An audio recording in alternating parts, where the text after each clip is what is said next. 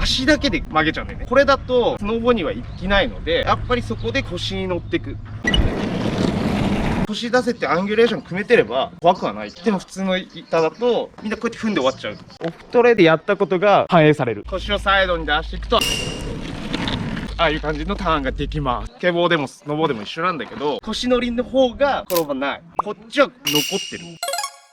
詳しく解説ねしてもらいたいと思うんですね。何を解説したらいいですか？腰乗り。腰乗り。一般的なスノーボード、まあノースケもそうなんだけど、他のスノーボーダーと全然違うじゃない、姿勢がね。そうね。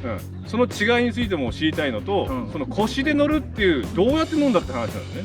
そう。了解。そもそもだから、板を立てるってなった時に、角付けってやつね。そう角付けね。する時に、大体一般的に軸乗りって言われる人っていうのはこのまんま倒れんのね。俺が倒っちゃうこれ。で軸乗りのバック。こうね。倒れちゃう。倒れちゃうと。なんだけど腰乗りっていうのはここの骨盤を出してこっちは残ってる。板の上に残ってるっていう状態。だから倒れるっていうことがまずないよ。全部安定している。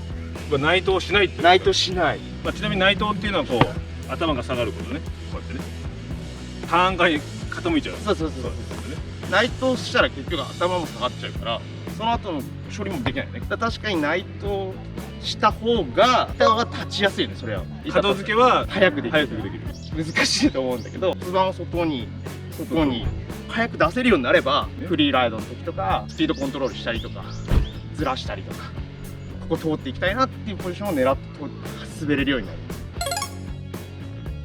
このままこうで、骨盤をサイドに出してるから板は立つのね。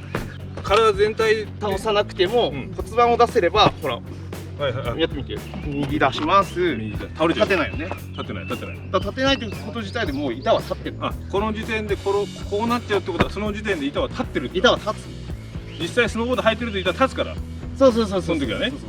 だから別に全部を倒さなくても板は立つので、頭が板の上に残ってるから、そうするとスピードコントロールもできたりとかっていうことができるようになる。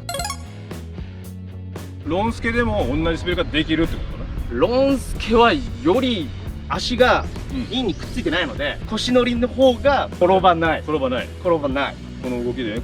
でロンスケも乗っていくと。でも足首だけで、そうスノーボードでもかかと側つま先側っていう言い方するんだけど、だからそれだって一緒なの。これでつま先立ってみっていう話よ。転んじゃうべって。立ってらんない。そう修正できないでしょ。こういうことね。そう。これはだいぶ不安定だ。そうだからより不安定なものに乗る。足首は固定されてませんって言った時に、何が安全に乗れるかなっていうことかな。なるほどね。そうすると怖くなくなるから楽しいよね。スノーボードが乗れないこの時期に、来シーズン迎えるまでの間、トレーニング方法っていうのをロンスケでどういうふうにやったらいいのかなっていうのは知りたいよね。どうしても普通のスケボーでクイックに曲がるから足だけで曲げちゃうんだよね。これだとスノボには行きないので、やっぱりそこでちゃんと腰に乗っていく。腰っていうか腰、この辺だよね。フロントね。でバックもこっち、ここに乗っていくっていう感じで、こう骨盤をサイドに出していく。でここをそれに合わせて折る。こうね、弓なりにこうねやってくるのね。でその時にこここの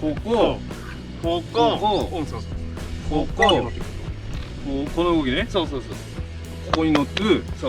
ここに乗ってく。それを早くできればショートターンもそれのだけでいける。こういう動きだけでね。そうそうすると自然に前後の動きになるのね。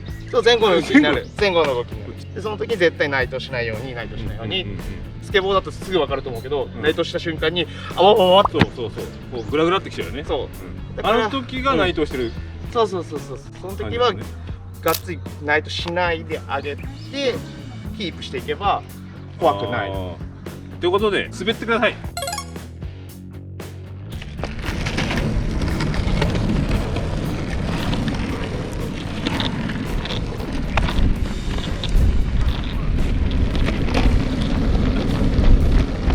てな感じで腰をサイドに出していくと、ああいう感じのターンができます。なるほどね。やると板が立つから、うんそれたわむでしょ。それで曲がっていける。逆に言うと狭いトラックだと足首乗りになりやすい、なりやすい。このぐらいの幅の差ね。うん。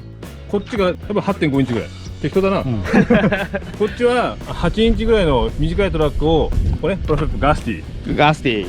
に行って改造してもらいました。でこのぐらい広いトラックだと曲がんないんだけど、その腰を出すことによって曲がると、そう、出せば一気にガンと。と曲がると。だからそれがスノーボードで言えば板がガンって立った瞬間になるってこと。で短いトラックになっちゃうと足首の操作でやるような感じなんですよね。曲がっちゃうから足首でクンって踏むだけで曲がっちゃうから、それで曲げちゃう癖がつきやすい。だから曲がってっからいいやみたいな、はいはいはいこれで曲がるしみたいになっちゃうから、で出た瞬間にすげえ曲がる。すげえ曲がるんだよね。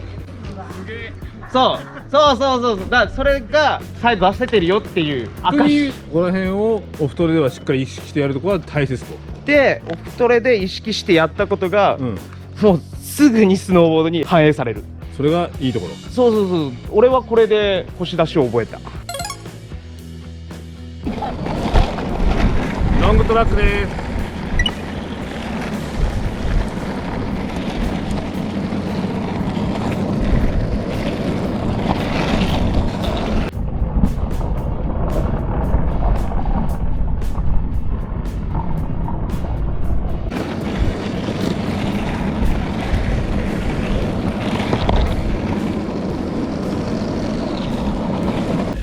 こんな感じで、ちょっと内藤気味の時とかあったけど、うんその時にやっぱ樹脂バンってなっちゃうじゃん、ん持ってかれちゃうんだよね。だからしっかりちゃんと外気組んで滑ればそんなことはない。でその後の修正もできる。